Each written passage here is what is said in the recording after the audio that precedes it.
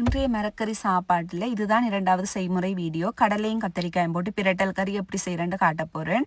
அதுக்கு வந்து கத்தரிக்காயை சின்ன சின்ன வெட்டிட்டு சொட்டு மஞ்சள் உப்பும் போட்டு நல்லா கலந்து விட்டு கொஞ்சம் கொஞ்சமாக போட்டு பொரிச்செடுங்கோ. இப்போ வந்து இன்னொரு சட்டியில் கொஞ்சம் எண்ணெயை ஊற்றிட்டு கடுகு, வெந்தயம், சீரகம், பெருஞ்சீரகம், வெங்காயம், பச்சை மிளகாய், கருவேப்பிலை, இஞ்சி இடித்து போட்டுட்டு அதில் வந்து 2 ஏலக்காயும் சின்ன துண்டு கருவாப்பட்டையும் போட்டு நல்லா வதங்க விடணும். கொஞ்சம் வதங்கி வந்த பிறகு இப்போ வந்து கடலை அவிச்சு வச்சிருப்போம் தானே, அந்த கடலையும் போட்டு கலந்து விட்டீங்கன்னு சொன்னால் நல்லா இருக்கும். அந்த வெங்காயத்தோட வந்து கொஞ்சம் பொரிஞ்ச மாதிரி இருக்கும்.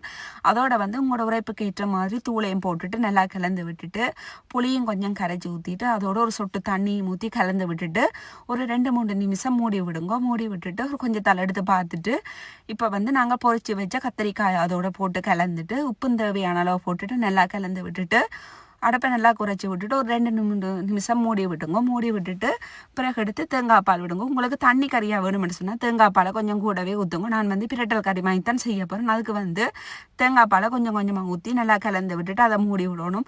ஒரு 2-3 நிமிஷத்துக்கு பிறகு எடுத்து பார்த்தோம்னு சொன்னால் கடலை கத்திரிக்காய் பிரட்டல் கறி ரெடி.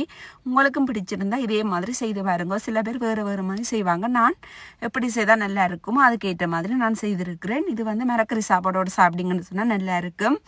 அதுக்கு வந்து பருப்பு கறியும் சேர்த்து சாப்பிட்டீங்கன்னு சொன்னால் இன்னும் சூப்பராக இருக்கும். இது வந்து புட்டோட சாப்பிட்டா இன்னும் நல்லா இருக்கும். பிடிச்சிருந்தா எல்லாரும் செய்து பார்த்து எப்படி இருக்குன்னு சொல்லுங்க.